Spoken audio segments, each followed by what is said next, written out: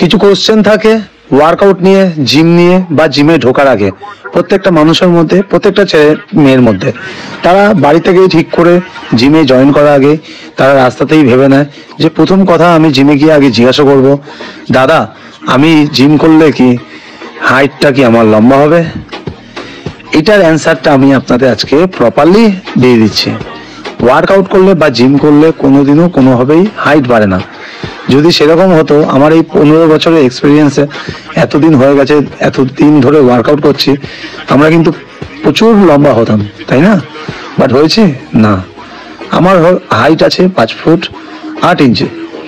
তো এটা নিয়েই কিন্তু আমি হ্যাপি আছি এবং আমাকে বেশ হাইট যুক্ত মানুষ লাগে, কারণ আমার বডি অনেক শেডেড, আমার বডি স্ট্রাকচারটা অনেক ভালো।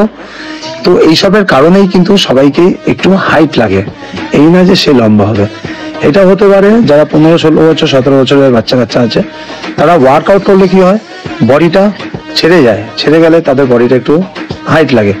আরেকটা জিনিস হতে পারে যেটা আপনাদেরকে আমি বলছি, হ্যাঁ, ওয়ার্কআউট করলে এবং জিম করলে কেন হাইটটা একটু বেশি লাগে সেটা আমি আপনাদেরকে জানাচ্ছি। প্রথম কথা, দেখবেন ওয়ার্কআউট ছাড়া মানুষরা দেখবেন একটু কুজো টাইপের হয়। কুজো মানে তারা ওয়ার্কআউট করে না বা কোনো রকম ফিটনেস অ্যাক্টিভিটি তার মধ্যে নেই বলে তাদের পিঠটা দেখবেন অনেক সময় বেন্ড হয়ে থাকে, যার জন্য তাদের একটু হাইটটা শর্ট লাগে। এবার ওয়ার্কআউট করলে কি হচ্ছে, তাদের হাইটটা বেশ উঁচু লাগে বা স্ট্রেট লাগে পিঠটা, তখন তো ওয়ার্কআউট করলে এমনি পিঠটা সোজা হয়ে যাবে, যার জন্য হাইটটা বেশি লাগে, এছাড়া আর কিছু না।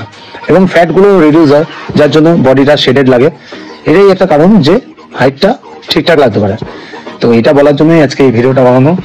তো কোনো রকম ভুল কিছু রাখবেন না যে ওয়ার্কআউট করলে হাইট লম্বা হচ্ছে না কেন বা হয় কি, এই কোশ্চেনগুলো কোনোদিনও করবেন না। জিমে গিয়ে ওয়ার্কআউট করে নিন বা করুন বাঁচার জন্য, আপনার লাইফে আপনি সুস্থ থাকার জন্য, নাকি হাইট বাড়ানোর জন্য।